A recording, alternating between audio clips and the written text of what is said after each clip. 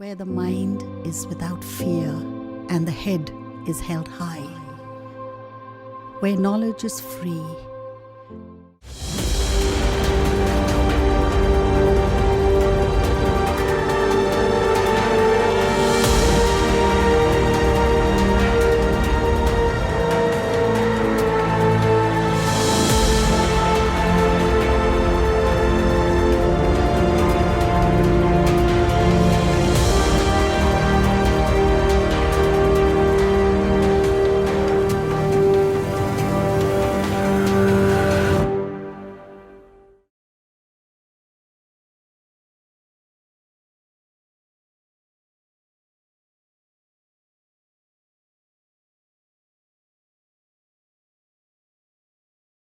প্রিয় ছাত্রছাত্রীরা, আমরা আবার একাদশ রসায়ন ক্লাসে ফিরে এলাম।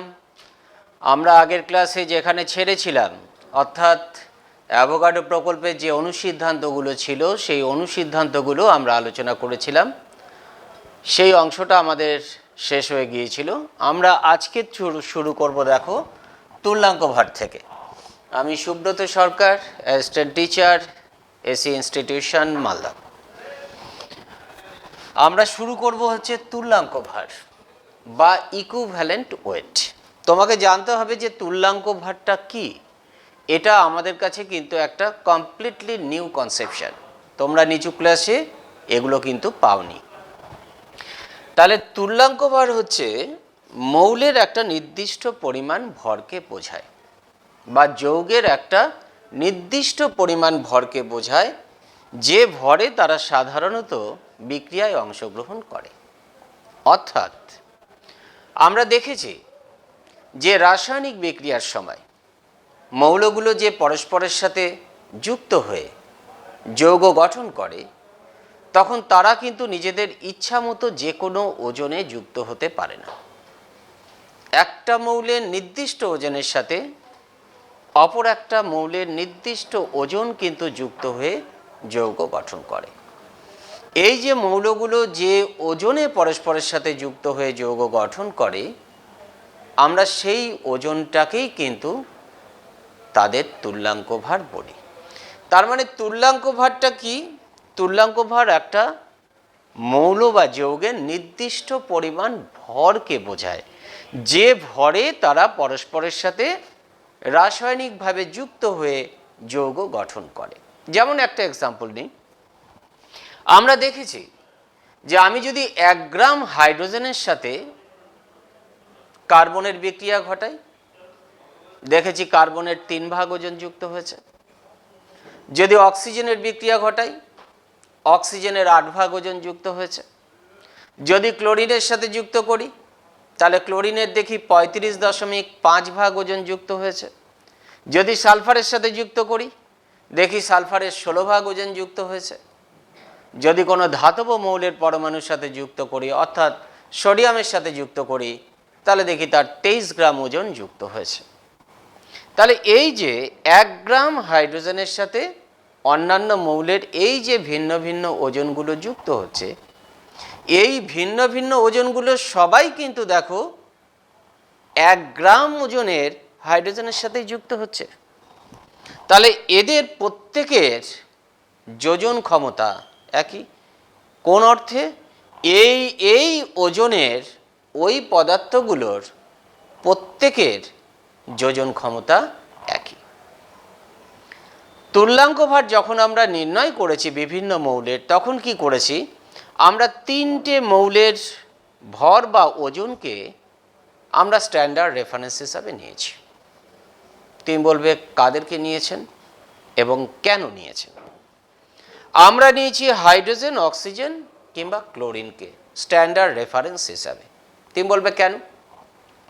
তার কারণ হচ্ছে এই মৌলগুলো অন্যান্য বাকি যারা মৌল আছে তাদের প্রত্যেকের সাথে যুক্ত হতে পারে। তার মানে এই নয় হাইড্রোজেন সবার সাথে যুক্ত হবে, অক্সিজেন সবার সাথে যুক্ত হতে পারবে, ক্লোরিন সবার সাথে যুক্ত হতে পারবে, সেটা বোঝাচ্ছে না। বোঝাচ্ছে যত মৌল আছে তারা আইদার হাইড্রোজেনের সাথে যুক্ত হতে পারে, নতুবা অক্সিজেনের সাথে যুক্ত হতে পারে, নতুবা ক্লোরিনের সাথে যুক্ত হতে পারে। এই তিনটা মৌলের মধ্যে কারো না কারোর সাথে তারা কিন্তু যুক্ত হতে পারে।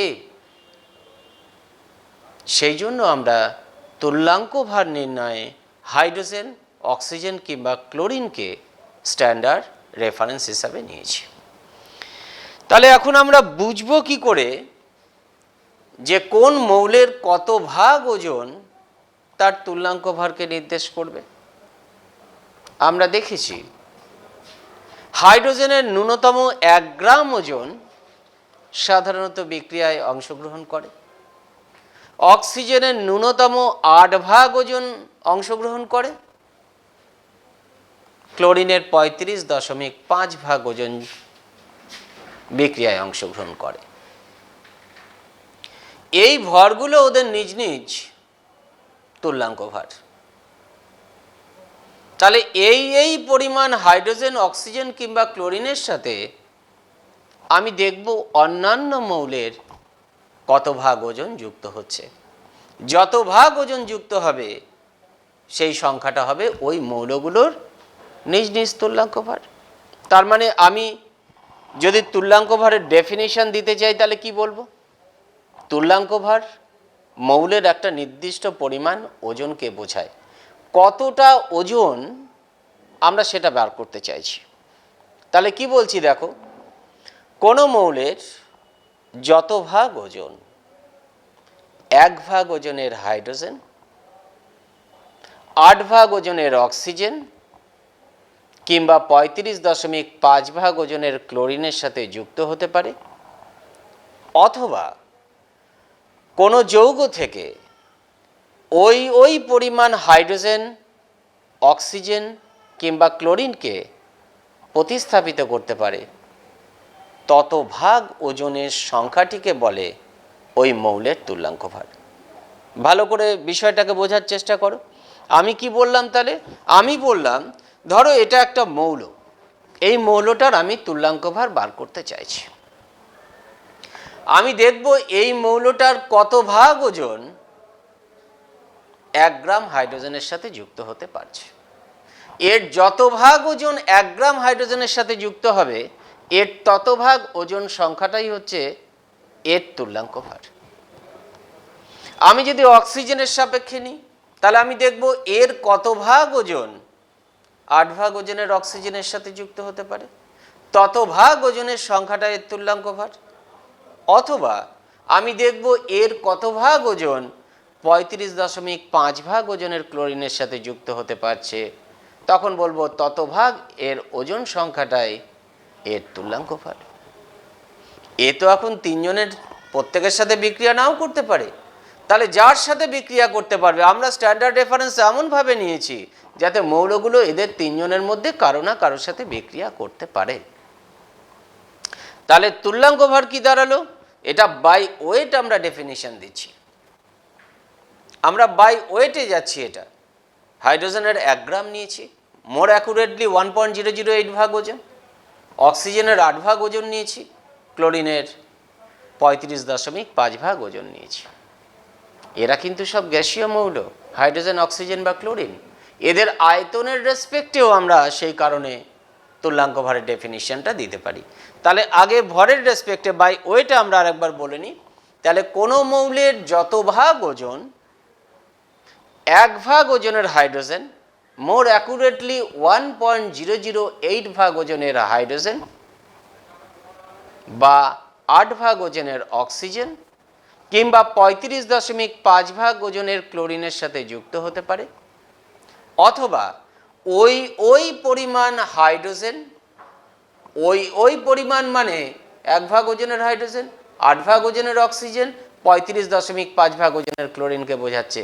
তাই বলছে অথবা ওই ভাগ ওজনের হাইড্রোজেন, অক্সিজেন কিংবা ক্লোরিনকে তাদের কোনো যৌগ থেকে প্রতিস্থাপিত করতে পারে, তত ভাগ ওজনের সংখ্যাটাকেই আমরা বলবো ওই মৌলটার তুল্যাঙ্ক ভার। তাহলে আমরা মৌলের তুল্যাঙ্ক ভার যখন হাইড্রোজেনের রেসপেক্টে করব, মৌলের তুল্যাঙ্ক ভার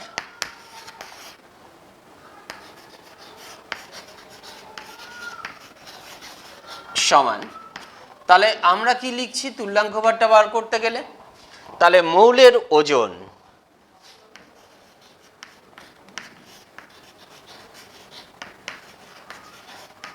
বাই, আমরা একটা কনসেপ্ট দিলাম, আমি সেই কনসেপ্টের উপরেই আগে লিখছি, সংযুক্ত বা প্রতিস্থাপিত, দুটো বলেছি ডেফিনিশনে, হাইড্রোজেনের ওজন বা ভরও লিখতে পারতাম ইন্টু 1.008, 1 ভাগ ওজনের হাইড্রোজেন 1 দিয়েও গুণ করতে পারতাম, মোর অ্যাকুরেটলি 1.008, ওই জন্য 1.008 দিয়ে আমরা গুণ করলাম। তাহলে একটা মৌলের তুল্যাঙ্ক ভর মানে সেই মৌলটার কত ভাগ ওজন 1.008 ভাগ ওজনের হাইড্রোজেন কিংবা 8 ভাগ ওজনের অক্সিজেন কিংবা 35.5 ভাগ ওজনের ক্লোরিনের সাথে যুক্ত হতে পারে, অথবা এই পরিমাণ হাইড্রোজেন, অক্সিজেন কিংবা ক্লোরিনকে তাদের কোনো যৌগ থেকে প্রতিস্থাপিত করতে পারে, তত ভাগ ওজনের সংখ্যাটিকেই আমরা বলছি ওই মৌলের তুল্যাঙ্ক ভার। তাহলে এখানে ওজন বা ভর আমরা কিন্তু একই অর্থে ব্যবহার করেছি। হ্যাঁ, এটা নিয়ে কিন্তু আমরা প্রথম ক্লাসেই বলেছিলাম যে কেমিস্ট্রিতে আমরা ভর বা ওজন একই অর্থে ব্যবহার করি। তুমি এখানে ভরও লিখতে পারো। তাহলে এটা হাইড্রোজেনের রেসপেক্টে হলো। এবার আমি যদি মৌলের তুল্যাঙ্ক ভারটা অক্সিজেনের রেসপেক্টে লিখি, তাহলে অক্সিজেনের রেসপেক্টে লিখলে কি লিখছি দেখো, তাহলে লিখব মৌলের ভর বা ওজন একইভাবে লিখছি, সংযুক্ত বা প্রতিস্থাপিত অক্সিজেনের ওজন ইন্টু 8, এইটা। আমি যদি ক্লোরিনের রেসপেক্টে লিখি, তাহলে মৌলের ওজন ডিভাইডেড বাই সংযুক্ত বা প্রতিস্থাপিত ক্লোরিনের ওজন ইন্টু 35.5। তাহলে তুমি মৌলের তুল্যাঙ্ক ভার পেয়ে যাবে। তাহলে তিনটে মৌলের রেসপেক্টে তিনটে মৌলকে আমরা স্ট্যান্ডার্ড রেফারেন্স হিসাবে ধরে আমরা তুল্যাঙ্ক ভারটা নির্ণয় করেছি। এটা গেল বাই ওয়েট ডেফিনিশন। আমি যদি বাই ভলিউম যাই, তাহলে তুমি কি বলবে? একই ডেফিনিশন। 1 গ্রাম হাইড্রোজেনের কথা বলেছি, মোর অ্যাকুরেটলি সেটা 1.008, আমি রাফলি 1 গ্রামই বলছি। 1 গ্রাম হাইড্রোজেনের এসটিপিতে আয়তন কত? 1 গ্রাম অণুর আয়তন তো 22.4 লিটার, যদি লিটারে যায়, আর নাহলে 22,400 সিসি। তুমি যদি লিটারে বলো তাহলে 11.2 লিটার 1 গ্রাম। তার মানে 1 গ্রাম হাইড্রোজেন বা 1.008 গ্রাম hydrogen equivalent to 11.2 litre hydrogen. অক্সিজেনের ক্ষেত্রে 1 গ্রাম অণু অক্সিজেন মানে 32 গ্রাম, তার আয়তন 22.4 লিটার। তাহলে 8 গ্রামের আয়তন কত? 5.6 লিটার। তুমি যদি ক্লোরিনের ক্ষেত্রে যাও, 1 গ্রাম অণু ক্লোরিন মানে 71 গ্রাম ক্লোরিন, তার আয়তন এসটিপিতে 22.4 লিটার। তাহলে 35.5-এর কত? 11.2 লিটার। তাহলে আমি এই গ্রামগুলোকে আমি সব আয়তনে কনভার্ট করে নিচ্ছি। তার মানে 1 গ্রাম hydrogen equivalent to 11.2 litre hydrogen. তাহলে আমি কি বলছি এবার দেখো, আগের মতো করেই ডেফিনিশনটা বলবো। কোনো মৌলের যত ভাগ ওজন এসটিপিতে 11.2 লিটার আয়তনের হাইড্রোজেন বা 5.6 লিটার আয়তনের অক্সিজেন কিংবা 11.2 লিটার আয়তনের ক্লোরিনের সাথে যুক্ত হতে পারে, অথবা ওই আয়তনের হাইড্রোজেন, অক্সিজেন কিংবা ক্লোরিনকে তাদের কোনো যৌগ থেকে প্রতিস্থাপিত করতে পারে, তত ভাগ ওজনের সংখ্যাটাকেই বলবো ওই মৌলের তুল্যাঙ্ক ভার। আয়তনের রেসপেক্টে বললাম। এবার তুমি যদি ভাবো যে আমি আয়তনটা কি করে বুঝবো কার কত, তোমার গ্রাম জানা থাকলে তুমি নিজেই ক্যালকুলেট করে নিতে পারবে। শুধু আয়তন বলার সময় উষ্ণতা আর চাপের কথা বলতে হয়। এখানে সেই উষ্ণতা এবং চাপ হচ্ছে এসটিপির উষ্ণতা এবং চাপ, এটা শুধু মনে রাখবে, প্রমাণ অবস্থায় তুমি বলবে, তাহলেই হয়ে গেল। তাহলে তখন যদি আমি ডেফিনিশনটা লিখি, তুল্যাঙ্ক ভারের ইজিক্যাল টু যদি লিখি, তাহলে কি লিখবো, এখানে মৌলের ওজন বাই, ওপরে মৌলের ওজন ঠিকই থাকবে, আর নিচে কি থাকবে, তাহলে সংযুক্ত বা প্রতিস্থাপিত হাইড্রোজেনের আর ওজন কিন্তু লিখবো না, তখন কি লিখবো, তার আয়তন কথাটা কিন্তু আমরা লিখব। তাহলে এখানে আমরা এটা মিটিয়ে দিই, ওজন কথাগুলো শুধু মিটিয়ে দিচ্ছি। এখানে শুধু লিখব আয়তন, এখানে শুধু লিখব আয়তন, এখানেও লিখব আয়তন। আর একটা জিনিস লিখব, এসটিপি কথাটা লিখতে হবে, যে আয়তনটা মানে কি শর্তের আয়তন, কি কন্ডিশনের আয়তন, না এসটিপির আয়তন। তাহলে এখানে এসটিপি কথাগুলো কিন্তু আমাকে লিখতে হবে, হাইড্রোজেনের এসটিপির আয়তন, ছোট করে লিখে দিলাম এসটিপি এর আয়তন। এখানেও তাই লিখব, হাইড্রোজেনের এসটিপির আয়তন, এসটিপির আয়তন। এখানেও লিখব ক্লোরিনের এসটিপির আয়তন। এটা, এই কথাটা এখানে শুধু লিখে দেবে। আর পাশে যে সংখ্যাগুলো দিয়ে গুণ করেছি এটা কিন্তু পাল্টে যাবে। তুমি লিটারে বলেছো, তাহলে লিটারের পরিমাণটা দিয়ে গুণ হবে, এটা ভরের পরিমাণ ছিল, ভর দিয়ে গুণ করেছি, তাহলে লিটারের পরিমাণ এটা হচ্ছে 11.2 লিটার। এটা অক্সিজেন, অক্সিজেনের ক্ষেত্রে হবে তোমার 5.6 লিটার, তাহলে ইন্টু 5.6, এটা আবার হয়ে যাবে 11.2। তাহলে এই সংখ্যাগুলো দিয়ে তোমাকে কিন্তু গুণ করে নিতে হবে, তাহলে তুমি তুল্যাঙ্ক ভারটা পেয়ে গেলে। তাহলে আলটিমেটলি আমরা কি শিখলাম, আমরা শিখলাম তুল্যাঙ্ক ভার হচ্ছে মৌলের একটা নির্দিষ্ট পরিমাণ ভরকে বোঝায়।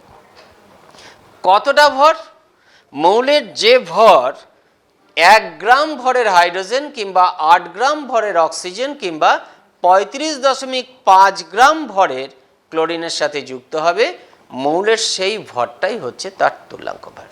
কোনো জটিলতা নেই। তুমি যদি আয়তনে যাও, তুমি তাহলে এই ভরটা, হাইড্রোজেন, অক্সিজেন এবং ক্লোরিনের এই ভরটা কতটা আয়তনের সাথে সমতুল্য সেটা বার করে নাও। তাহলে তুমি বলবে যে এই পরিমাণ বা কোনো মৌলের যে পরিমাণ ভর এই পরিমাণ আয়তনের হাইড্রোজেন, অক্সিজেন বা ক্লোরিনের সাথে যুক্ত হয়, মৌলের সেই পরিমাণ ভরটাই হচ্ছে তার তুল্যাঙ্ক ভার। আর কোনো জটিলতা নেই। তুল্যাঙ্ক ভারকে আমরা যদি গ্রামে প্রকাশ করি তাহলে তাকে বলে গ্রাম তুল্যাঙ্ক ভার। অসুবিধা নেই, তুমি তুল্যাঙ্ক ভারের কোনো একক নেই, তুমি যদি তাকে গ্রামে প্রকাশ করো তখন তাকে বলা হবে গ্রাম তুল্যাঙ্ক ভার। তাহলে এটা মিটিয়ে ফেললাম।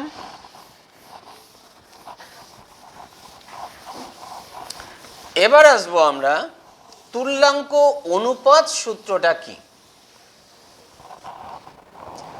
বলছে। রাসায়নিক বিক্রিয়ার সময় মৌলগুলো যখন পরস্পর যুক্ত হয় তখন ওরা কিন্তু নিজের নিজের তুল্যাঙ্ক ভারে যুক্ত হবে। এটা কিন্তু একটা খুব ফান্ডামেন্টাল কনসেপ্ট, যে রাসায়নিক বিক্রিয়ার সময় মৌলগুলো যখন পরস্পর যুক্ত হয় তখন ওরা ওদের নিজ নিজ তুল্যাঙ্ক ভারে যুক্ত হবে। যদি কোথাও না যুক্ত হয় তাহলে দেখবে তুল্যাঙ্ক ভারের কোনো সরল গুণিতকে তারা কিন্তু যুক্ত আছে, এটা মনে রাখবে। অথবা এটা আমরা যুক্ত, সংযুক্ত হওয়ার কথা বললাম, এটা প্রতিস্থাপিতও হতে পারে। একটা মৌল যখন অন্য কোনো যৌগ থেকে আর একটা মৌলকে প্রতিস্থাপিত করবে, তখন দেখবে এর তুল্যাঙ্ক পরিমাণ ভর ওর তুল্যাঙ্ক পরিমাণ ভরকেই প্রতিস্থাপিত করছে, অথবা তুল্যাঙ্ক ভরের কোনো গুণিতককে প্রতিস্থাপিত করছে। এইটাকে আমরা বলছি তুল্যাঙ্ক অনুপাত সূত্র। আমি যখন কারোর সাথে যুক্ত হব, তখন আমার তুল্যাঙ্ক পরিমাণ ভর অপর মৌলটার তুল্যাঙ্ক পরিমাণ ভরের সাথেই যুক্ত হয়ে যৌগ গঠন করবে। যদি কোথাও না করে, তাহলে দেখব আমার ওই পরিমাণটা অন্য মৌলের তুল্যাঙ্ক ভর বা তার কোনো সরল গুণিতকের সাথে যুক্ত হচ্ছে। অথবা যদি আমার এই পরিমাণ অর্থাৎ আমার তুল্যাঙ্ক পরিমাণ ভর অন্য কোনো যৌগ থেকে অন্য কোনো মৌলকে প্রতিস্থাপিত করে, তাহলে তার তুল্যাঙ্ক ভর পরিমাণকেই প্রতিস্থাপিত করবে, অথবা তার কোনো সরল গুণিতকে প্রতিস্থাপিত হবে। এই বিবৃতিটাকে আমরা বলছি তুল্যাঙ্ক অনুপাত সূত্র। এটা মনে রাখবে, কারণ পরীক্ষায় দিতে পারে তুল্যাঙ্ক অনুপাত সূত্র বলতে কি বোঝো। আর একটা ফান্ডামেন্টাল জিনিস এখানে আছে, সেটা হচ্ছে মিথানুপাত সূত্রকে তুল্যাঙ্ক অনুপাত সূত্র বলা হয় কেন। আমরা মিথানুপাত সূত্র পড়ানোর সময় কথাটা বলেছিলাম যে, এবং এটাও বলেছিলাম যে আমরা যখন তুল্যাঙ্ক ভার পড়াবো তখন আমরা এই জায়গাটাকে একটু বোঝার চেষ্টা করব। আমি আগে মিথানুপাত সূত্র তোমাকে বলি। মিথানুপাত সূত্রে কি বলছে? মিথানুপাত সূত্রে বলছে যে দুটো মৌল অপর একটা নির্দিষ্ট মৌলের সাথে যদি যুক্ত হয়, কীরকম? আমরা একটা স্পেসিফিক এক্সাম্পল নিই, তাহলে আমরা বিষয়টাকে ক্লিয়ার করতে পারব। ধরো অক্সিজেন, তার 8 ভাগ ওজন ফিক্সড, কারণ এই 8 ভাগ ওজন তার তুল্যাঙ্ক ভারকে নির্দেশ করে। আমি এই অক্সিজেনের সাথে আমি দুজনকে যুক্ত করছি, একটা হচ্ছে ক্যালসিয়াম আর একটা হচ্ছে ধরো ক্লোরিন। যদি ক্যালসিয়ামের সাথে আমি যুক্ত করি অক্সিজেনকে, তাহলে যৌগটা হয় ক্যালসিয়াম অক্সাইড। আমি যদি ক্লোরিনের সাথে যুক্ত করি অক্সিজেনকে, তাহলে যৌগটা হয় ক্লোরিন মনোক্সাইড, Cl2O। তাহলে আমি দেখব অক্সিজেনের 8 ভাগ ওজনের সাথে ক্যালসিয়ামের কত ভাগ ওজন যুক্ত আছে। এখানে ক্যালসিয়াম হচ্ছে 40, অক্সিজেন হচ্ছে 16। তাহলে 8 ভাগের সাথে ক্যালসিয়াম আছে এখানে 20 ভাগ। তাহলে ক্যালসিয়ামের 20 ভাগ ওজন এখানে আছে। এখানে দেখি অক্সিজেনের 8 ভাগের সাথে ক্লোরিনের কত ভাগ আছে। অক্সিজেন একা থাকা মানে তার পারমাণবিক ভর 16। তাহলে এই 16 ভাগের সাথে আছে 71 ভাগ ওজনের ক্লোরিন, 35.5 × 2 মানে 71। তাহলে 8 ভাগের সাথে কতটা আছে? তাহলে 8 ভাগের সাথে আছে 35.5 ভাগ ওজন। এটা তার মানে 8 ভাগ ওজনের অক্সিজেনের সাথে আমি দেখলাম 20 ভাগ ওজনের ক্যালসিয়াম এবং 35.5 ভাগ ওজনের ক্লোরিন যুক্ত আছে। মিথানুপাত সূত্র বলছে যে এরা দুটো ভিন্ন মৌল, এরা অক্সিজেনের একটা নির্দিষ্ট ওজনের সাথে যুক্ত হয়ে যৌগ গঠন করেছে। ওরা যে যে ওজনে যুক্ত হয়ে যৌগ গঠন করেছে, এর 8 ভাগের সাথে এর 20 ভাগ, এর 35.5 ভাগ। তাহলে ক্যালসিয়াম ইজ টু ক্লোরিন, এদের ভরের অনুপাতটা হচ্ছে 20:35.5। বলছে এরা দুজন যদি পরস্পর যুক্ত হয়ে যৌগ গঠন করে, তাহলে এই অনুপাতেই যুক্ত থাকবে, অথবা এদের কোনো গুণিতকে থাকবে। তাহলে দেখি ক্যালসিয়াম কত এখানে 40, calcium is two chlorine is equal to 40:71, that is 20:35.5। দেখো তাই আছে, থাকতেই হবে, এটা মিথানুপাত সূত্র বলছে। আবার আমরা দেখেছি যে ক্যালসিয়ামের তুল্যাঙ্ক ভর হচ্ছে 20, ক্লোরিনের তুল্যাঙ্ক ভর 35.5। তাহলে ওরা তো তুল্যাঙ্ক অনুপাতেই পরস্পর যুক্ত হয়ে যৌগ গঠন করবে। মৌলগুলো তো বা যৌগগুলো তো ওদের তুল্যাঙ্ক ভরেই পরস্পর যুক্ত হয়। তাহলে মিথানুপাত যা কথা বলছে তুল্যাঙ্ক অনুপাত সূত্রও কিন্তু একই কথা বলে। ওই জন্য আমরা বলি মিথানুপাত সূত্রকে তুল্যাঙ্ক অনুপাত সূত্র বলা যায়। এটাও কিন্তু একটা ইম্পর্টেন্ট প্রশ্ন। মিটিয়ে দিলাম এটা।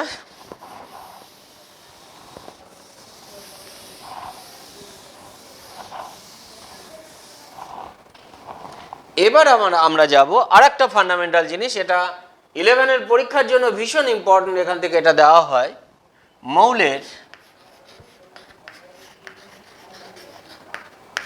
তুল্যাঙ্ক ভার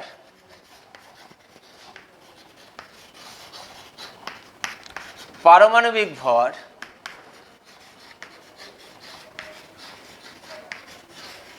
এবং যোজ্যতার মধ্যে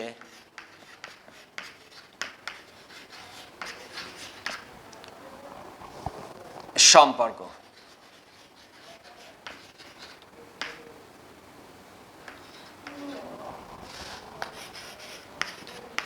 ভেরি ভেরি ইম্পর্টেন্ট। ভালো করে বুঝে নাও, তাহলে তোমাকে মুখস্থ করতে হবে না, তুমি যে কোনো সময় নিজে থেকে এই রিলেশনগুলো বার করতে পারবে। দেখো, এই যে সম্পর্কটা বার করব, তিনটা মৌলের রেসপেক্টেই করা যায়। আমি হাইড্রোজেনের রেসপেক্টে সম্পর্কটা প্রতিষ্ঠা করতে পারি, আমি অক্সিজেনের রেসপেক্টে করতে পারি, আমি ক্লোরিনের রেসপেক্টে করতে পারি। আমি একটা করে দিচ্ছি, বাকি দুটো তোমরা নিজেরা প্র্যাকটিস করবে, কিন্তু আমি হিন্টস দিয়ে দেবো তোমাকে যে তুমি কি করে বার করবে বাকি দুটোর রেসপেক্টে। Very simple. আমরা অক্সিজেনের রেসপেক্টে বার করছি। ধরি মৌলটির চিহ্ন সমান ক্যাপিটাল এম,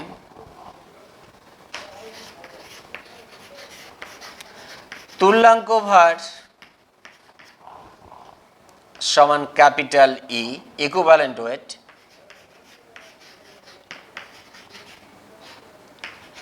পারমাণবিক ভর সমান ক্যাপিটাল এ, অ্যাটমিক মাস বা অ্যাটমিক ওয়েট, এবং যোজ্যতা সমান ভি। আমরা ধরে নিলাম ভি এসছে ভ্যালেন্সি থেকে, ই এসছে ইকুইভ্যালেন্ট ওয়েট থেকে, আর এ এসছে অ্যাটমিক ওয়েট থেকে। তাহলে তাদের ইংরেজি টার্মের ফার্স্ট লেটারগুলো দিয়ে আমরা প্রকাশ করেছি।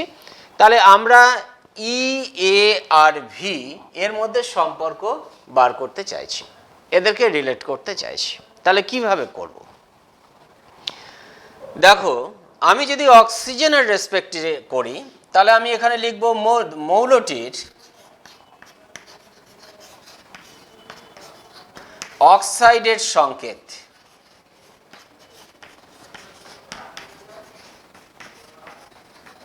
সমান, অক্সাইডের সংকেত কি? মৌলটা তো হচ্ছে এম, তার যোজ্যতা কত? ভি। অক্সিজেনের সাথে যুক্ত হয়েছে, তার যোজ্যতা কত? 2। তাহলে সংকেতটা কি? M2O3। তাহলে মৌলটির অক্সাইডের সংকেত কি লিখলাম? M2O3। এবার M2O3 যৌগে কতটা ওজনের মৌল আছে আর কতটা ওজনের অক্সিজেন আছে তুমি দেখো। আমি যদি অক্সিজেনের ওজনটা আগে এখানে নিই, অক্সিজেনের পারমাণবিক ভর হচ্ছে 16, তাহলে 16 ইন্টু ভি। তাহলে আমি এবার লিখতে পারি M2OV যৌগে 16 ইন্টু ভি ভাগ ওজনের অক্সিজেন, সংকেত দিয়ে লিখলাম, যুক্ত থাকে সমান। এটা কত ভাগ? এম এর পারমাণবিক ভর হচ্ছে এ, দুটো আছে, তাহলে 2 ইন্টু এ ভাগ ওজনের মৌলের সাথে, মৌলের ওপরে লিখে দিলাম মৌলের সাথে, এটা। তাহলে আমার লক্ষ্য হচ্ছে 8 ভাগ ওজনের অক্সিজেন যুক্ত থাকবে কতটার সাথে, 2 into a into 8 divided by 16 into V ভাগ ওজনের মৌলের সাথে। তাহলে এটা কত হচ্ছে, 2 আর 8 16 16 কেটে গেল, তাহলে থাকলো এ বাই ভি ভাগ ওজনের মৌলের সাথে। তাহলে দেখো 8 ভাগ ওজনের অক্সিজেনের সাথে মৌলটার কত ভাগ ওজন যুক্ত হলো, এ বাই ভি ভাগ ওজন যুক্ত হলো। তাহলে এই এ বাই ভিটা মৌলটার তুল্যাঙ্ক ভার। আমি মৌলের তুল্যাঙ্ক ভার ধরেছি ই, তাহলে আমি লিখতে পারি এখানে E is equal to A by V. This is the relation. মৌলের তুল্যাঙ্ক ভর ইজ ইকুয়াল টু তার পারমাণবিক ভর ডিভাইডেড বাই যোজ্যতা, অথবা বলতে পারি মৌলের পারমাণবিক ভর ইজ ইকুয়াল টু যোজ্যতা ইন্টু তুল্যাঙ্ক ভর, বা A is equal to E into V. তার মানে কোনো মৌলের তুল্যাঙ্ক ভরকে আমি যদি তার যোজ্যতা দিয়ে গুণ করি, তাহলে মৌলটার পারমাণবিক ভর পেয়ে যাবে। এটা হলো রিলেশন। খুব সহজ, মুখস্থের কোনো ব্যাপারই নেই। তুমি পারমাণবিক ভর, তুল্যাঙ্ক ভর, যোজ্যতা ধরে নাও, মৌলটার চিহ্ন এম ধরে নাও। এবার যদি হাইড্রোজেনের রেসপেক্টে নাও, তাহলে মৌলটার হাইড্রাইডের সংকেত লিখবে। যদি তুমি অক্সিজেনের রেসপেক্টে লিখো, তাহলে মৌলটির অক্সাইডের সংকেত লিখবে। যদি তুমি ক্লোরিনের রেসপেক্টে লিখো, তাহলে মৌলটির ক্লোরাইডের সংকেত লিখবে। আমি যদি অক্সিজেন না নিয়ে এখানে হাইড্রোজেন নিতাম, তাহলে মৌলটার হাইড্রাইডের সংকেত কি হতো, তাহলে এখানে আমি হাইড্রোজেন লিখতাম, তার যোজ্যতা লিখতাম এখানে 1।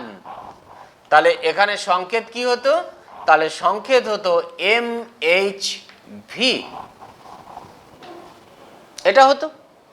তাহলে আমি আবার এখানে বলতাম হাইড্রোজেনের কত ভাগ ওজন যুক্ত আছে, 1.008 ইন্টু ভি, অথবা শুধু ভি 1 ইন্টু ভি।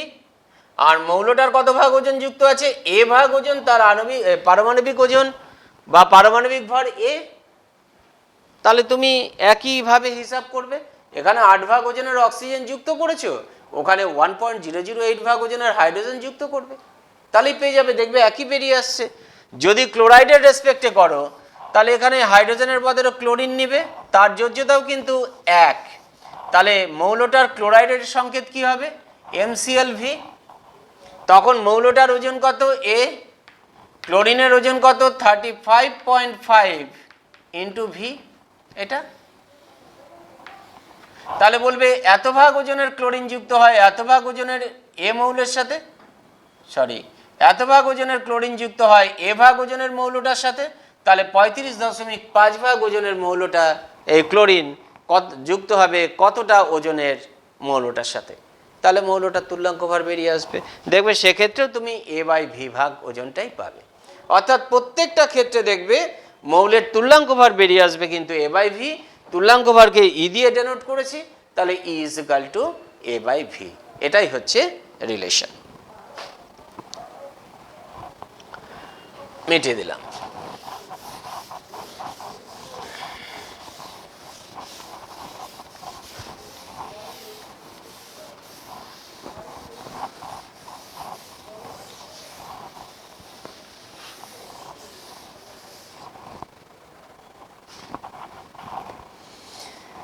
এবার হচ্ছে মৌলের তুল্যাঙ্ক ভর কি কখনো পারমাণবিক ভরের থেকে বেশি হতে পারে?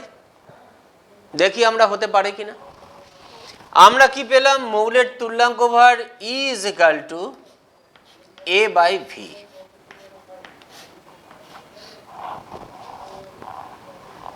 দেখো মৌলের একটা নির্দিষ্ট মৌলের পারমাণবিক ভর সবসময় কিন্তু ফিক্সড, কিন্তু মৌলটার যোজ্যতা পরিবর্তন হতে পারে। যোজ্যতা তো শূন্য হতে পারে না, মৌলের যোজ্যতা শূন্য হতে পারে না। যাদের শূন্য হয় তারা কারোর সাথে যুক্ত হয় না। তাহলে এখানে হাইড্রোজেন অক্সিজেন বা ক্লোরিনের সাথে যুক্ত হওয়ার ব্যাপার থাকবে না, তাদের তুল্যাঙ্ক ভার নির্ণয়ের প্রশ্ন আসবে না। তাহলে যোজ্যতা সবসময় পূর্ণ সংখ্যা হয়, সেটা 1 2 3 4 5 6 7 পর্যন্ত বা 8 পর্যন্ত হতে পারে সর্বাধিক। তাহলে ভি এর মান যদি 1 to 8 পর্যন্ত যে কোনোটা হতে পারে, ভি এর মান যদি তাই হয়, তাহলে ই ইজ ইকাল টু যদি 1 হয় তাহলে এ হবে, যদি 2 হয় E is equal to A by 2 হবে, এ বাই 3 হবে, এ বাই 4 হবে, অ্যান্ড সো অন। তাহলে ই এর মান সর্বোচ্চ হবে যখন ভি এর মানটা সর্বনিম্ন।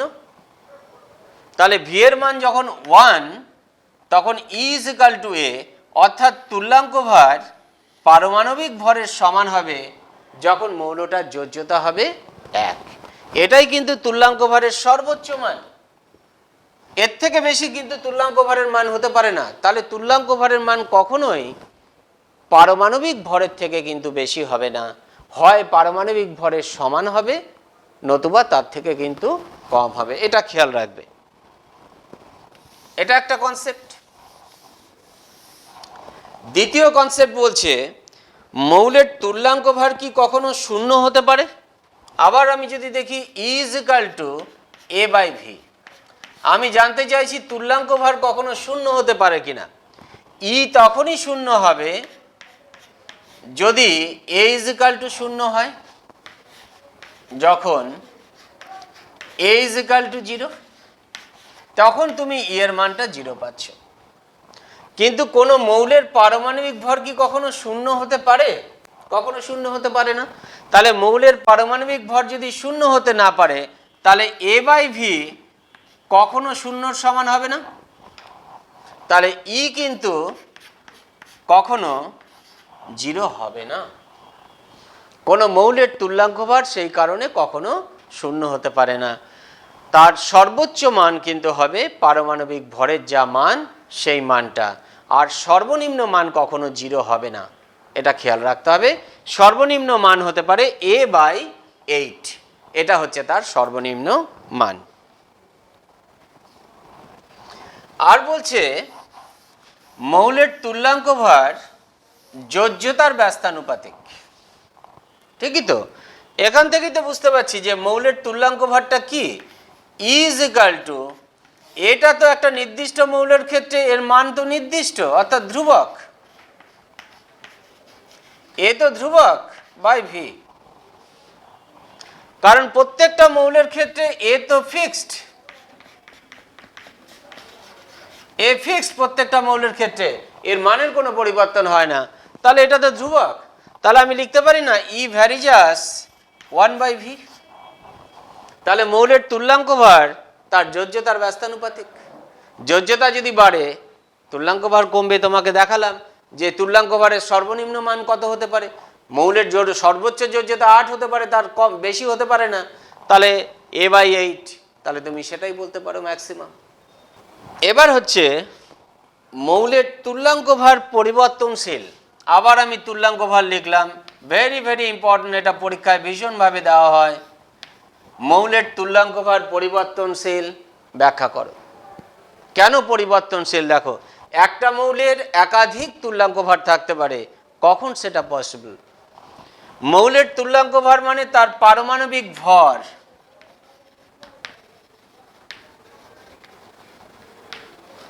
বাই যোজ্যতা। তুমি এখান থেকে দেখতে পাচ্ছ এ মানে পারমাণবিক ভর, ভি মানে ভ্যালেন্সি বা যোজ্যতা। এবার একটা মৌলের তার পারমাণবিক ভর তো ফিক্সড ধ্রুবক, কিন্তু তার একাধিক যোজ্যতা থাকতে পারে। যোজ্যতা যদি একাধিক থাকে তাহলে তুল্যাঙ্ক ভার একাধিক হয়ে যাবে। ওই জন্য বলছে মৌলের তুল্যাঙ্ক ভার পরিবর্তনশীল।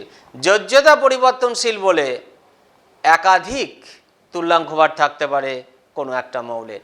যেমন দেখো কপার যখন আঁশ হিসাবে থাকে,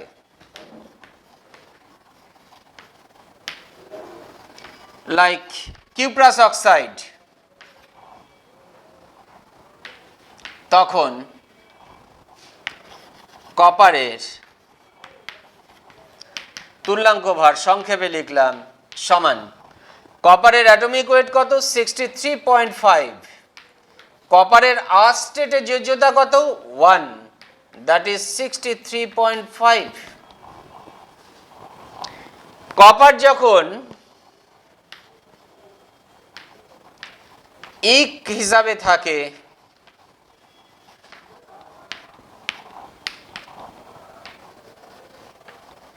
কিউপ্রিক অক্সাইড, তখন তার তুল্যাঙ্ক ভার সমান তার অ্যাটমিক ওয়েট কত 63.5 ডিভাইডেড বাই ইক স্টেটে তার যোজ্যতা কত 2, তাহলে কত হচ্ছে 31.75। তাহলে দেখো কপার, এখানে কপার কথাটাই লিখে দিলাম, তখন কপারের, তাহলে দুটোই কিন্তু কপার, এটাও কপার এটাও কপার। যখন আঁশ হিসাবে ছিল তখন তার তুল্যাঙ্ক ভার দেখো 63.5, যখন কপার ইক হিসাবে আছে, এখানে আঁশ হিসাবে ছিল এখানে ইক হিসাবে আছে, তখন তার তুল্যাঙ্ক ভার দেখো 31.75। তাহলে একই মৌলের তুল্যাঙ্ক ভার পরিবর্তন হতে পারে যদি তার একাধিক যোজ্যতা থাকে। সিমিলারলি তুমি আয়রনের ক্ষেত্রে দুটো এরকম তুল্যাঙ্ক ভার পাবে। আয়রন আর স্টেটে থাকে একটা ফেরাস, আয়রন ইক স্টেটে থাকে ফেরিক, ফেরাস ক্লোরাইড বা ফেরাস অক্সাইড, ফেরিক ক্লোরাইড বা ফেরিক অক্সাইড এই হিসাবে থাকতে পারে। তাহলে একাধিক জারণ স্তর অর্থাৎ একাধিক যোজ্যতা, একাধিক তুল্যাঙ্ক ভার। যাদেরই একাধিক যোজ্যতা থাকবে তাদেরই কিন্তু একাধিক তুল্যাঙ্ক ভার থাকবে। কাজেই আমরা বলতে পারি তুল্যাঙ্ক ভার নির্দিষ্ট নয়, মৌলের তুল্যাঙ্ক ভার পরিবর্তনশীল।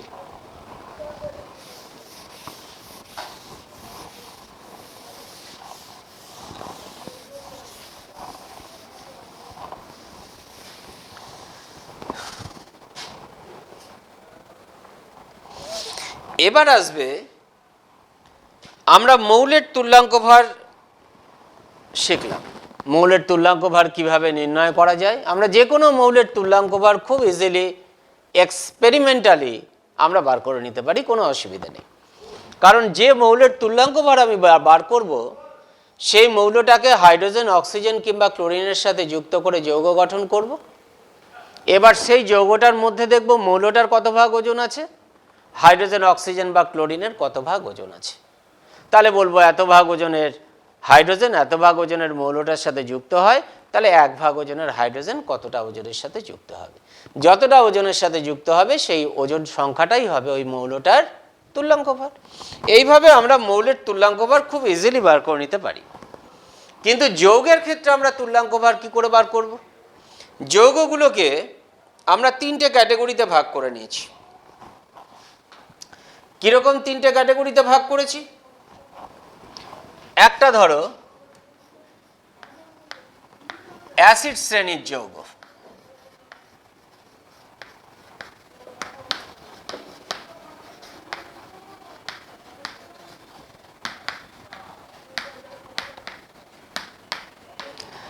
তাহলে সেই শ্রেণীর যৌগের তুল্যাঙ্ক ভার কি করে নির্ণয় করব আমি আসছি। একটা হচ্ছে ক্ষার বা ক্ষারক, তার তুল্যাঙ্ক ভার নির্ণয় করব, সব যৌগ এগুলো। আর একটা লবণের তুল্যাঙ্ক ভার নির্ণয় করব। অর্থাৎ যৌগগুলোকে 3টে শ্রেণীতে ভাগ করে নিয়েছি। একটা অ্যাসিড জাতীয় যৌগ, একটা ক্ষার বা ক্ষারক জাতীয় যৌগ, আর একটা লবণ জাতীয় যৌগ। এর বাইরেও আবার কিছু যৌগ আছে, সেগুলোকে আবার নানাভাবে আমরা তাদের তুল্যাঙ্ক ভারগুলো নির্ণয় করতে পারি। আমরা একটা দুটো সেরকম হলে আলোচনা করে দেবো, আর নাহলে সেগুলো দরকারও নেই তোমার, আমি একটা দুটো না হয় বলে দেবো কিভাবে করে। তাহলে অ্যাসিডের তুল্যাঙ্ক ভার নির্ণয় করছি। তাহলে অ্যাসিডের তুল্যাঙ্ক ভার আমরা কি করে বার করি দেখি। অ্যাসিডের তুল্যাঙ্ক ভার ইজ ইকুয়াল টু অ্যাসিডের আণবিক ভর, সংক্ষেপে লিখলাম আ দিয়ে, আণবিক ভর বাই অ্যাসিডের ক্ষারগ্রাহিতা। ক্ষারগ্রাহিতা কি তুমি জানো? একটা অ্যাসিডের অণুতে যতগুলো প্রতিস্থাপনযোগ্য হাইড্রোজেন থাকে সেই সংখ্যাটা হচ্ছে তার ক্ষারগ্রাহিতা। আমি একটা টিপিক্যাল এক্সাম্পল নিচ্ছি। ধরো H3PO3, এই অ্যাসিডটার নাম হচ্ছে, মনে রাখবে এটা ফসফরাস অ্যাসিড। H3PO3 এর তুল্যাঙ্ক ভার বার করব, তাহলে তার আণবিক ভর আমাকে বার করতে হবে। হাইড্রোজেন হচ্ছে 1, ফসফরাস হচ্ছে 31, অক্সিজেন হচ্ছে 16। তাহলে কত হচ্ছে? 3 × 48, আর 1 × 49, 50 আর 30 80।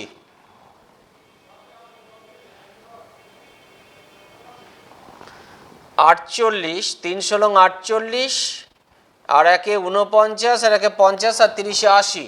তাহলে আণবিক ভর 80 ডিভাইডেড বাই,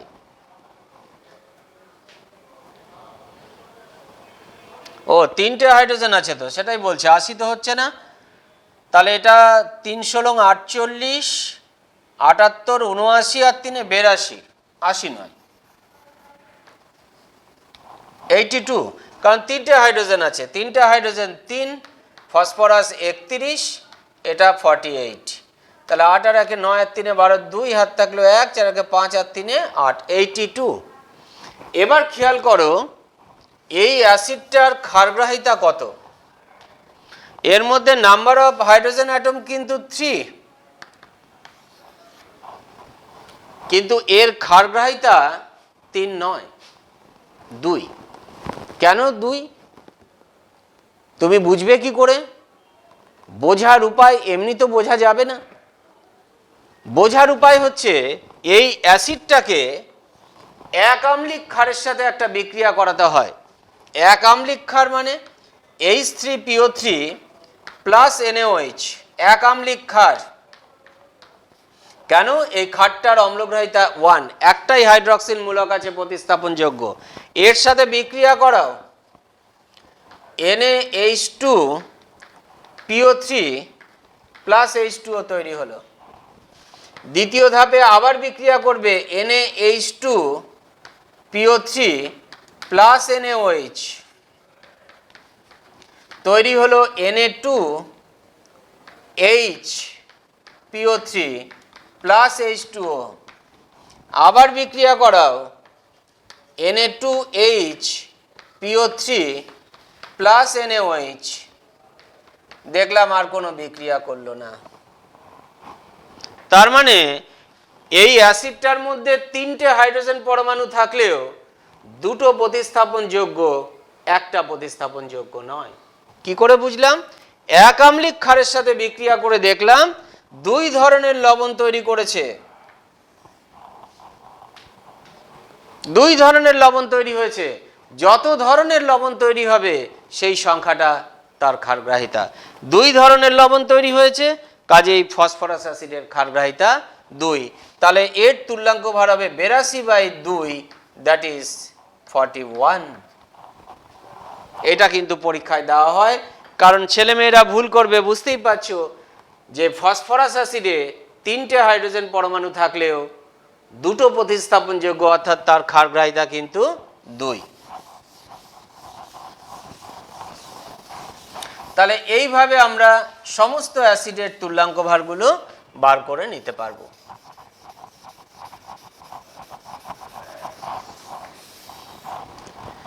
এবার ধরো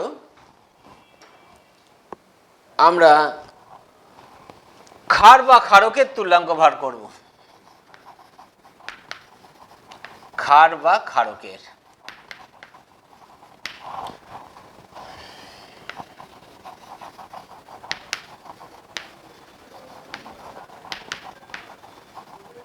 ক্ষার বা ক্ষারকের তুল্যাঙ্ক ভার। তাহলে অ্যাসিড কথাটা থাকবে না,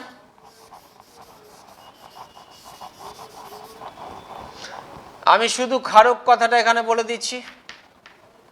ক্ষারকের আণবিক ভর বাই ক্ষারকের ক্ষারগ্রাহিতা হয় না, ক্ষারকের ক্ষেত্রে হবে অম্লগ্রাহিতা। তাহলে একই রকম ভাবে দেখো, অ্যাসিডের যেরকম আমরা তুল্যাঙ্ক ভার বার করার সময় বললাম যে অ্যাসিডের আণবিক ভর ডিভাইডেড বাই তার ক্ষারগ্রাহিতা। ঠিক ক্ষার বা ক্ষারকের ক্ষেত্রে তাই বলছি যে ক্ষার বা ক্ষারকের তুল্যাঙ্ক ভর ইজ ইকাল টু ক্ষার বা ক্ষারকের আণবিক ভর ডিভাইডেড বাই তার অম্লগ্রাহিতা। তাহলে মানটা কি হবে? আমরা একটা স্পেসিফিক এক্সাম্পল নিই। ধরো অ্যালুমিনিয়াম হাইড্রক্সাইড, তার আমরা তুল্যাঙ্ক ভর বার করব। তাহলে অ্যালুমিনিয়াম হাইড্রক্সাইডের আণবিক ভর কত? অ্যালুমিনিয়াম হচ্ছে 27, অক্সিজেন 16, হাইড্রোজেন 1। তাহলে এটা কত হচ্ছে? 27 প্লাস 3 ইন্টু 17, দ্যাট ইজ 51, আর সাথে 58, আর 10 এ 68, আর 10 এ 78, 78। আর অম্লগ্রাহিতা কত? প্রতিস্থাপনযোগ্য হাইড্রক্সিল মূলক আছে 3টাই, 3, দ্যাট ইজ 26। এটা হলো তার তুল্যাঙ্ক ভর।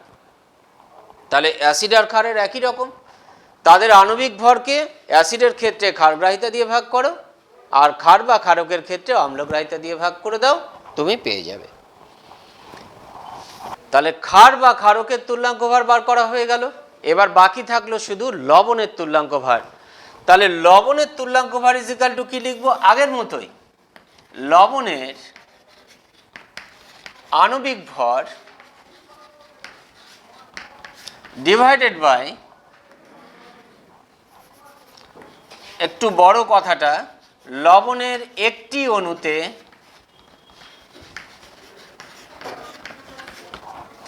ক্যাটায়নের সংখ্যা, ক্যাটায়ন বা করে দিয়ে একবারে, অ্যানায়নের সংখ্যা গুণ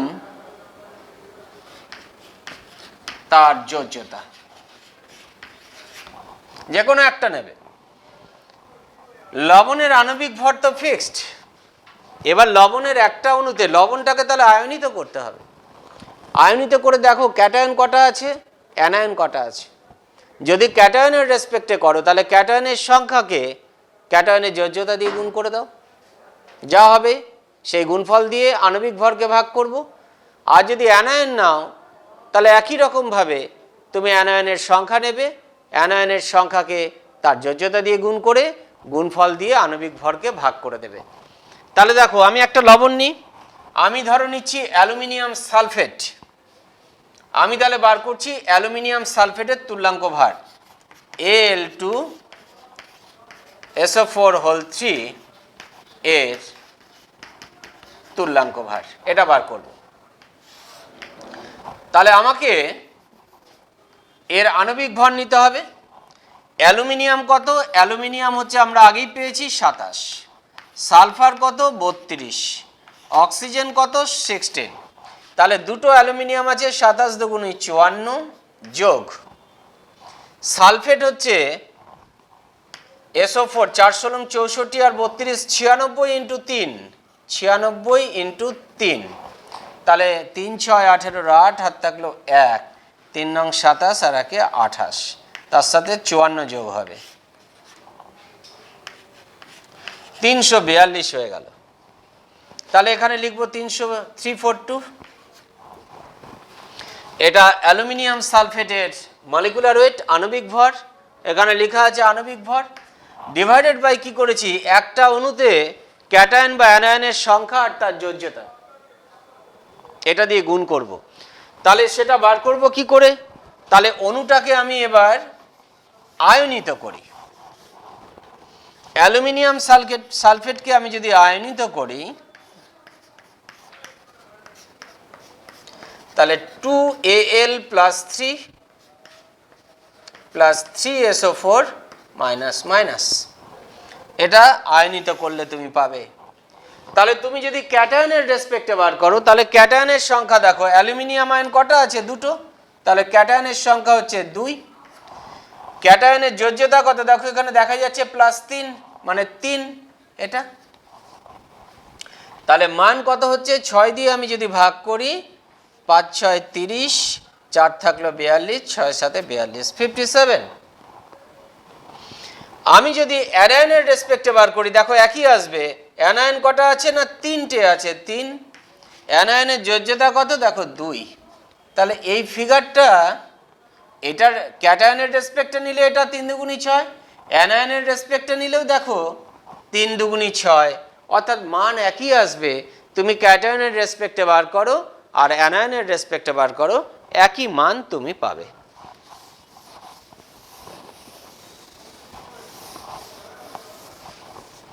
তাহলে লবণের তুল্যাঙ্ক ভার শেষ হয়ে গেল। এবার আসছে মূলকের তুল্যাঙ্ক ভার। মূলক কারা? মূলক হচ্ছে পরমাণু জোট। পরমাণু জোট যখন অনেকগুলো পরমাণু একসাথে জোটবদ্ধভাবে থেকে একটা পরমাণুর মতো আচরণ করে, তখন সেই পরমাণু জোটকে আমরা বলি মূলক। মূলক নিউট্রাল হতে পারে, মূলক আয়নিত হতে পারে, পজিটিভলি চার্জড হতে পারে, নেগেটিভলি চার্জড হতে পারে, আবার নিস্তরিত হতে পারে।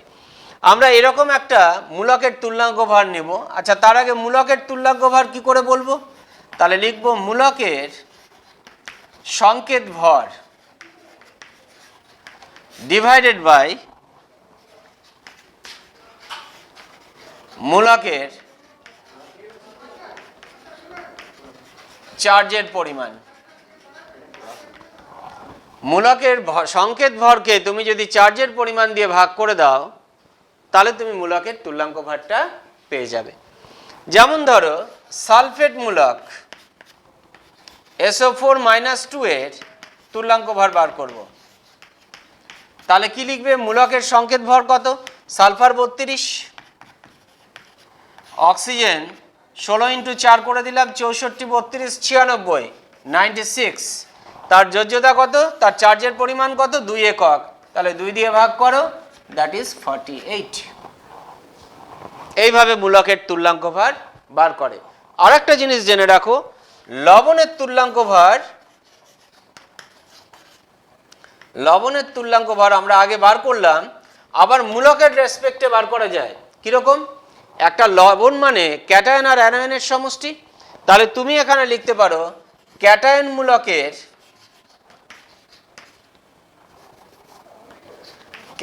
মূলকের তুল্যাঙ্ক ভার যোগ অ্যানায়ন মূলকের তুল্যাঙ্ক ভার। এটাও তুমি করতে পারো, একই বেরিয়ে আসবে। আমরা অ্যালুমিনিয়াম সালফেটের বার করেছিলাম। অ্যালুমিনিয়াম সালফেটের Al2SO4 3, একে আয়নিত করেছিলাম 2Al+3 3SO4-2, এইভাবে আয়নিত করেছিলাম। তাহলে আমি যদি অ্যালুমিনিয়াম সালফেটের তুল্যাঙ্ক ভার বার করি, তাহলে ক্যাটায়নের তুল্যাঙ্ক ভার যোগ অ্যানায়নের তুল্যাঙ্ক ভার। তাহলে ক্যাটায়ন হিসাবে কি আছে এখানে? অ্যালুমিনিয়াম আয়ন আছে। তাহলে অ্যালুমিনিয়াম আয়নের তুল্যাঙ্ক ভার কত? অ্যালুমিনিয়ামের পারমাণবিক ভর 27, তার চার্জের পরিমাণ 3 মানে 9। আর সালফেট মূলকের কত? সালফেট মূলক আছে, সালফেটের এই যে বার করে রেখেছি দেখো SO4-2, তাহলে এর কত? 4, 16, 64 আর 32, 96/2, দ্যাট ইজ 48। তাহলে তোমার কত হচ্ছে? ক্যাটায়নের হচ্ছে 9, অ্যানায়নের হচ্ছে 48, দ্যাট ইজ 57। আমরা কিন্তু 57ই পেয়েছিলাম অ্যালুমিনিয়াম সালফেট লবণের তুল্যাঙ্ক ভার। তাহলে তুমি এইভাবেও বার করে নিতে পারো একটা লবণের তুল্যাঙ্ক ভার। এবার চলে এলো, তাহলে আমাদের তুল্যাঙ্ক ভার মোটামুটি হয়ে গেল। এখানে আর দুটো জিনিস আমাদের জেনে নিতে হবে। একটা হচ্ছে ডুলং-পেটিটের সূত্র, আর একটা হচ্ছে মিৎসালিসের সমাকৃতি সূত্র। এটা করেই আমরা আজকে এখানে শেষ করব। ডুলং-পেটিটের সূত্র কি বলছে? এগুলো কিন্তু সব মৌলের পারমাণবিক ওজন নির্ণয়ের এক একটা পদ্ধতি। আমরা যেমন মৌলের তুল্যাঙ্ক ভার বার করলাম, আবার এই সূত্রগুলোর সাহায্যে আমরা মৌলের পারমাণবিক ভরগুলোকে সরাসরি নির্ণয় করতে পারি। ডুলং-পেটিটের সূত্র কি বলছে? ডুলং-পেটিটের সূত্র বলছে যে সাধারণত যাদের পারমাণবিক গুরুত্ব কম কিন্তু উচ্চ গলনাঙ্ক বিশিষ্ট যে মৌলগুলো আছে, like beryllium, boron, carbon, silicon, এই চারটা মৌলকে যদি আমরা বাদ দিই, তাহলে বাকি যত মৌল আছে, কঠিন মৌল আছে, তাদের প্রত্যেকের পারমাণবিক তাপের মান সমান। পারমাণবিক তাপের মান সবার সমান। কত না 6.4। তুমি বলবে পারমাণবিক তাপ মানে কি? পারমাণবিক তাপ মানে পারমাণবিক গুরুত্ব গুণ আপেক্ষিক তাপ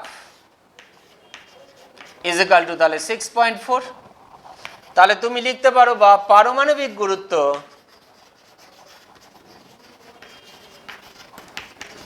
ইজ ইকুয়াল টু 6.4 বাই আপেক্ষিক তাপ। এটা হলো ডুলং পেটিটের সূত্র।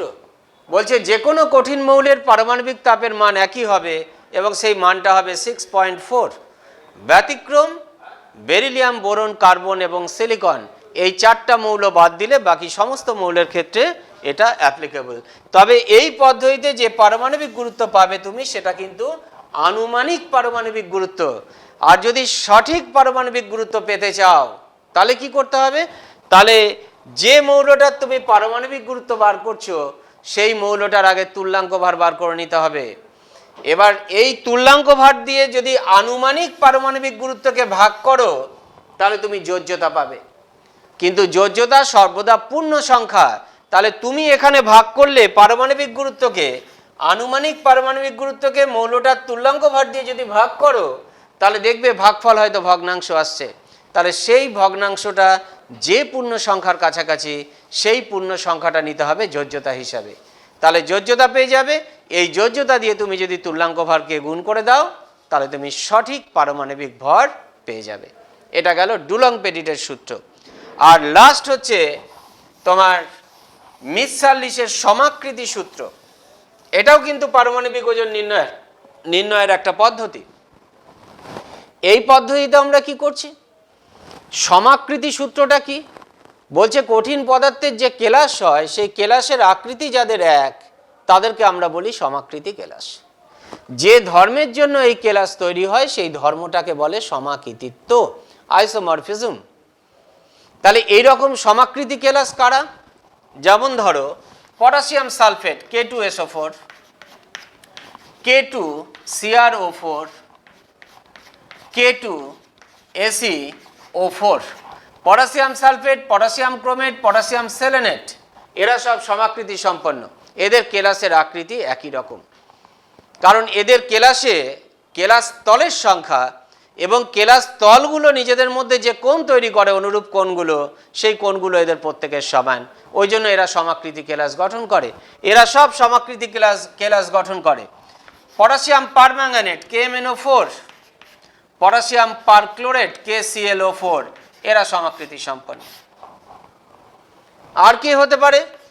Zinc sulphate 7H2O, ferrous sulphate 7H2O, magnesium sulphate 7H2O, এরা সব কিন্তু সমাকৃতি সম্পন্ন। তাহলে তুমি বলবে মিৎসাল্লিসের সমাকৃতি সূত্রটা কি? সমাকৃতি সূত্র বলছে সমান সংখ্যক পরমাণু একইভাবে সজ্জিত হয়ে সমাকৃতি কেলাস গঠন করে। সমান সংখ্যক পরমাণু একইভাবে সজ্জিত হয়ে সমাকৃতি কেলাস গঠন করে। এই কেলাসগুলোর আকার কেলাস মধ্যস্থ পরমাণুগুলোর সংখ্যা এবং বিন্যাসের উপর নির্ভর করে, তাদের রাসায়নিক প্রকৃতির উপর নির্ভর করে না। এটাই হচ্ছে মিৎসাল্লিসের সমাকৃতি সূত্র। এই সূত্রের সাহায্যে তুমি পারমাণবিক ভর কিভাবে নির্ণয় করবে? ধরো A আর B দুটো মৌল,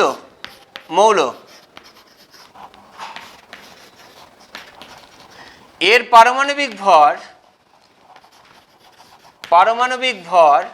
ছোট হাতের A, এর পারমাণবিক ভর ছোট হাতের B। এবার ধরো একটা যৌগের মধ্যে এ মৌল আছে, একটা যৌগের মধ্যে বি মৌল আছে। এ মৌলটার এক্স ভাগ ওজন বি মৌলটার ওয়াই ভাগ ওজনকে প্রতিস্থাপিত করে। তাহলে আমরা সমাকৃতি সূত্র থেকে লিখতে পারি এ মৌলের প্রতিস্থাপিত এ মৌলের ওজন অর্থাৎ এক্স বাই প্রতিস্থাপিত বি মৌলের ওজন by Y is equal to A মৌলের পারমাণবিক ভর বাই বি মৌলের পারমাণবিক ভর। তাহলে তুমি যদি এ আর বি এর মধ্যে কোনোটা বার করতে চাও তাহলে এই ফর্মুলা থেকে আমরা বার করতে পারবো। যদি আমি এ বার করতে চাই, এ মৌলের পারমাণবিক ভর কত, এ ইজ ইকাল টু তাহলে হচ্ছে X into B by Y করলে যে মানটা পাবে সেটাই হচ্ছে এই এ মৌলের পারমাণবিক ভর। এইভাবে মিৎসার-লিচের সমাকৃতি সূত্রের সাহায্যে আমরা কোনো মৌলের পারমাণবিক ভর নির্ণয় করতে পারি। তোমরা পড়বে এগুলো বাড়িতে, আমার কথাগুলো শুনেছো, এরপরে পড়লে দেখবে নিজেরা সবটাই বুঝতে পারছো, ভালো করে পড়ে নেবে। আজকে আমাদের সময়ও শেষ, আমরা এই পর্যন্ত আলোচনা করলাম, পরের দিন আবার এটাকে এগিয়ে নিয়ে যাব। ঠিক আছে, তাহলে থ্যাংক ইউ।